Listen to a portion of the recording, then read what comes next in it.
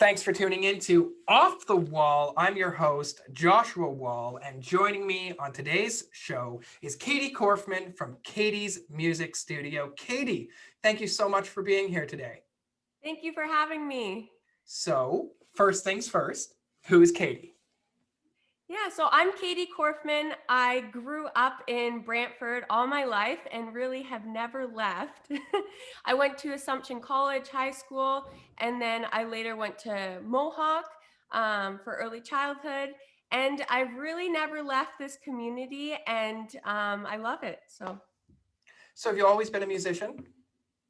I started playing when I was 5, and around the age of 10, I was sort of not liking it. I started with the Suzuki method with Virginia Little. And I think it's an amazing program, but I just wanted to be a little bit more creative. And I would play my Suzuki songs and do different bowings and just want to do my own style.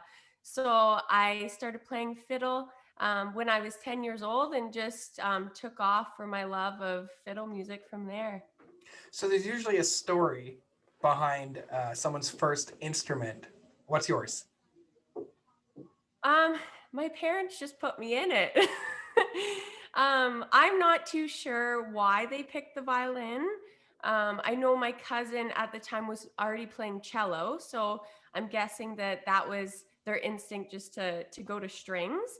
But I know that I did enjoy playing it, but obviously as a child, it's sometimes hard to practice and get the motivation. But I really believe that if you find something you really love, then you will stick with it. Right? Uh, Tell us a little bit about your background. Who taught you music? Yeah, so I started with Virginia Little in Brantford. She had just retired a few years ago, I believe. I studied classical Suzuki violin up until the age of 10 or so. I did continue, but from there, I actually took a fiddle class from Cindy. And she actually teaches with me in the studio now. So that's a bit of a cool story. And she introduced me to fiddle music. And ever since then, I was taking lessons from her. I later then went to study with Karen Reed in Kitchener. She's a big contest fiddle judge. And from there, I just continued to take workshops and camps. And I still studied Suzuki as well and just continued my education from there. So now you're a full time musician, full time music teacher, but have you always been? Tell us a little bit about your job experience outside of music. Yeah, so it's kind of funny that I never expected to have music as my full time profession. I always wanted to make music something that I enjoyed, and I never wanted to make it work per se. So I started I went to school for early childhood. So I went to Mohawk College in Brantford when it was downtown, and I still continue to teach. I started teaching when I just turned 16. I started out of my parents' house. And I didn't want to lose my students. So I knew I wanted to stay in Brantford for school. And I loved working with kids. So I went to school for early childhood. After school, I got a position in Paris at a Montessori where I ran a toddler room, and I absolutely loved it. 15 little ones running around. I was in my glory. And I ran the music program there as well. But I remember my boss looking at me one day and she's like, Katie, music is your true passion, isn't it? So I worked there a few years and decided I no longer wanted to work for someone. So that's when I went fully self-employed into music. So, Katie's Music Studio. Tell us everything. How did you get started? What do you do? Where are you located? How do people get involved? Yeah. So as I said before, I started out of my parents' house when I was just turning 16. From then, I moved into another house that I purchased and taught there for a while. I then got on a few more teachers with me because the studio was just organically growing, and I couldn't keep up myself. So I knew there was a need for music teachers, so I hired on a few more. I'm surprised my neighbors put up with me because I had 3 teachers in my house, and there was kids coming in and out, and I knew it was time for a bigger space. So last year in August, I took over my location on Brant Ave, and we're at 159 Brant Ave, and it's a beautiful building. We love it here. It used to be Dr. McIntyre's office where he ran his pediatrician's office. And actually, before that, I never knew when I bought the house, it actually used to be a music studio. So there's quite a history in this house, and it was almost like it was meant to be a music studio again. Yeah, so we run many different types of instruments. We do guitar, ukulele, voice, piano, violin, fiddle, flute, vocals. I don't know what ones I've missed. So we do a variety of instruments as well as early childhood. We do a lot of special needs classes. And our philosophy is that all children can learn. So me and I have 9 other teachers that work along with me. We really try to provide music lessons for all children, no matter of their abilities. So. And I know the focus is on children, but do you only teach children or do you teach all ages? Yeah, that's a good question. So we do teach all ages. I've got students at 73 start. I had my student Pat, she started at 73, and I stopped teaching her at 83 or 84. And she went on to play in the nursing homes and absolutely loved it. So it's never too late to start an instrument. Tell us about how you get started. So let's say, I were to give my nephew a guitar because he had expressed interest in it, and we were to reach out to you to talk about lessons. Walk us through the process. Yeah, for sure. So we have an online registration process, so it makes it super easy for everyone to register. So you can go onto our website at www.katiesmusicstudio.net, and you can look through all of our teachers, all of their philosophies, what instruments they teach, their background. And then you can go into our registration page and register for lessons with that teacher. So once you register, you're welcome to go online, and we have all of our schedule posted. So it's very easy for people that just want to go on and schedule and not talk to anybody. And they can look at the times and see what works best for them. You can also just give us a call and we can schedule it in for you. So whatever works best for you, we're totally on board with that. And then after that, we're doing a lot of virtual lessons right now, as well as in person. So you're welcome to do either of them, and you plan a lesson date to start, and then you have a lesson with your teacher, and they go over all the basics, what you would like to learn, and really set up goals catered to what you want. So if you don't want to be a performing musician and you just want to sit at home and strum on your guitar, that's totally fine. So we're on board to whatever goals you have. So that leads me to my next question then. I would imagine every lesson plan is catered to each student, but what would you say is the average? Is it every day? Is it once a week? Is it bi-weekly? How often when you enroll in classes are you in class? Yeah, so students generally come once a week. We do have students that come twice a week. I run group classes, so students say have a private lesson and then they attend a group class as well. So it really matters what the student would like to do.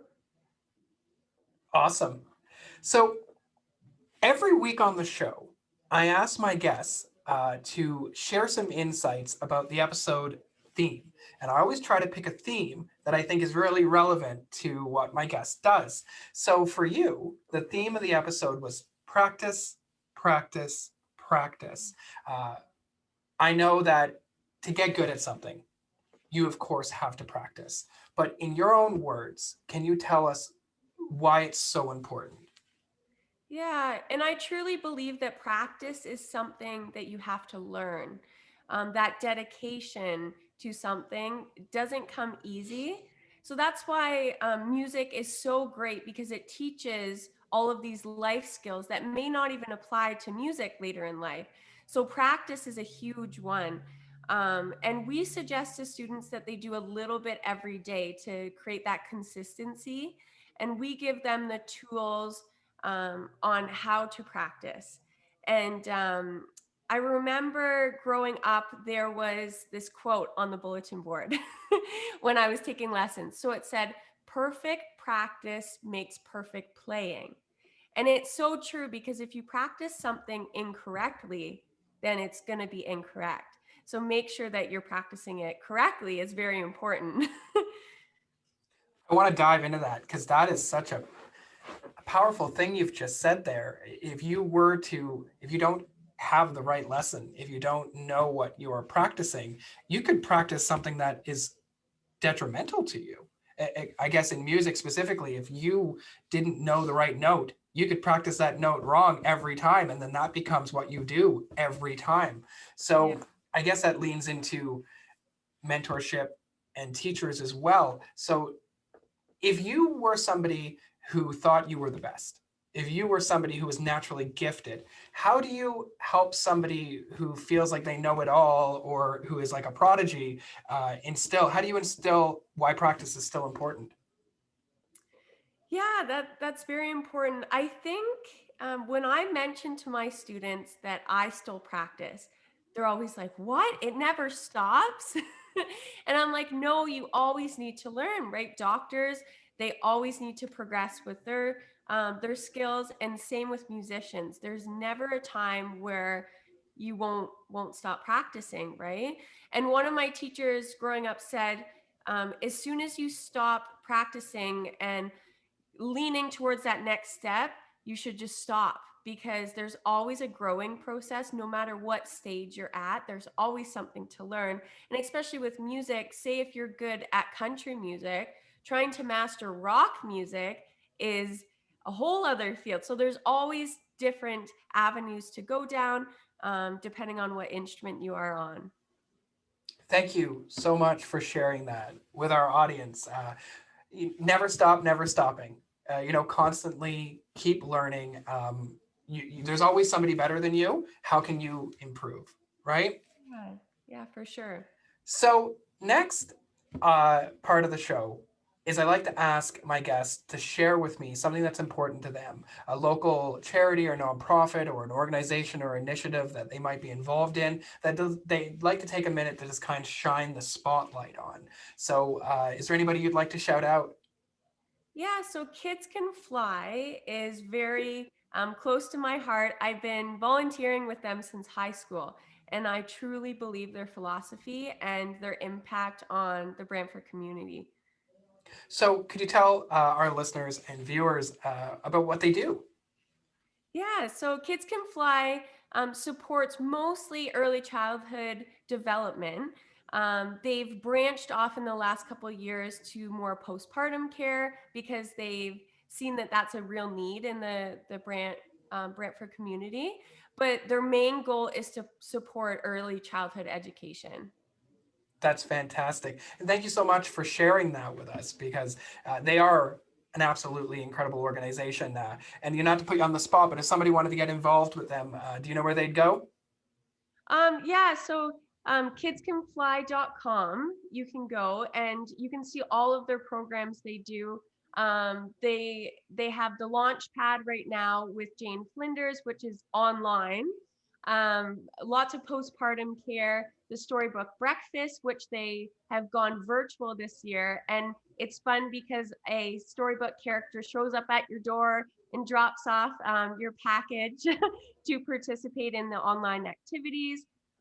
They have recently expanded their Dolly Parton Imagination Library cause. They received 150,000 from SC Johnson, So right now, they support 25% of Brant County's kids under the age of 5. So what they do in this program is every day from the age of 0, they will send a book to that child every month.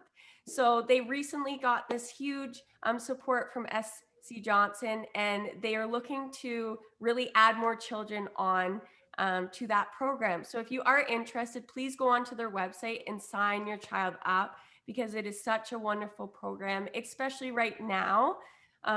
It creates that consistency every month, and it is something that is very friendly for this time. What an absolutely incredible organization. So that's Kids Can Fly. Yes. Yeah. So we're at the end of the episode, Katie. And at the end of every episode, I always ask my guests, how can people get in touch with Katie's Music Studio? How can they follow you online? Where do they go? What's next? Tell us how we can stay connected. Yeah, for sure. So you can always go onto our website at www.katiesmusicstudio.net. We are very present on social media, so please follow us at Katie's Music Studio on Facebook and Instagram. We're always posting new programs and upcoming events. We have a few things in the works where we joined with the Healthy Kids Passport to Health, where they're supplying free programming to the Brantford community. So we're running the music programs for that, which we're really excited. So go on to their website and check out all their programs. We have a guitar course coming up that is just a 4-week introduction course online. So there's lots of programs in the works. So please go and follow us on social media. And even if you don't want to sign up for music lessons, I'm always posting like little quotes and fun stuff that you can watch our journey. Katie, thank you so much for coming on the show, for sharing your story. Thank you for everything you do for our community. I know firsthand that you are an absolutely incredible music teacher, and I do follow you on Facebook, and I see the stories. I've seen your concerts. I've seen you perform. I'm so thankful you decided to come on the show today, and I can't wait to catch up again soon. Yes, thank you so much for having me. So we've got a great group of guests lined up for future episodes. You're watching Off the Wall. I'm your host, Joshua Wall, and we'll see you next week.